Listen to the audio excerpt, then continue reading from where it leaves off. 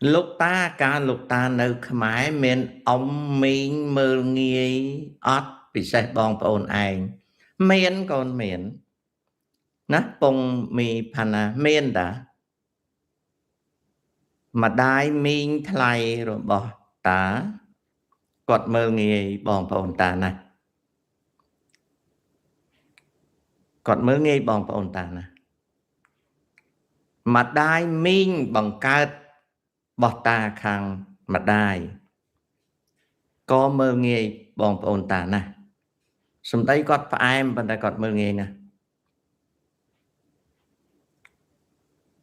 រឿងហ្នឹងជារឿងធម្មតាក្នុងគ្រួសារទេចៅប្រពន្ធរបស់ឪពុកមាតាប្អូនប្រុសម្ដាយតាគាត់ចិនហុកគៀនគាត់មើលងាយតាណា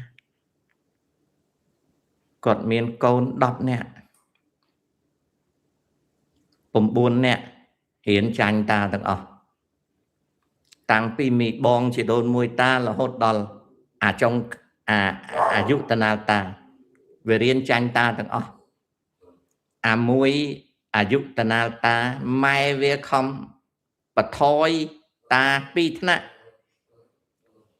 តាឡើងថ្នាក់ហួសវានៅដប់នៅហ្នឹងម្ដាយមីងថ្លៃតាគាត់ចិនហុកគៀននៅស្រុកខ្មែរ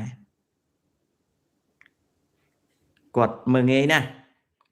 តែក្រោយមកគាត់លែងមើលងាយគាត់ចំណែនព្រោះ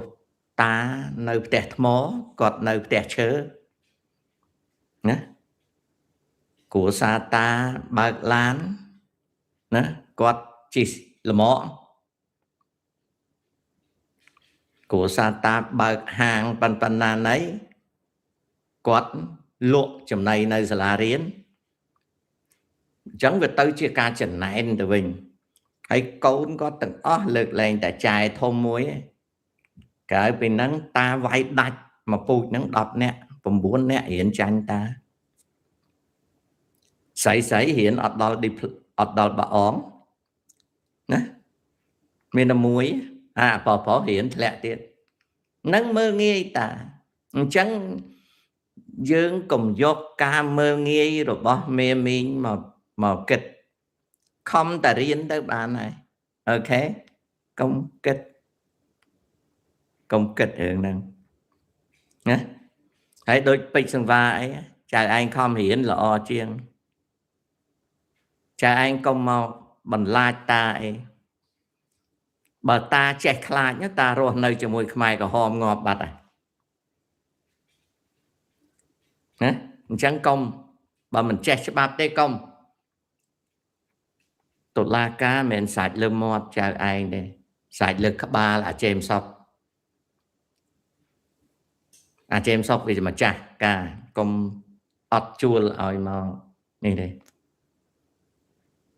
នឹងចឹង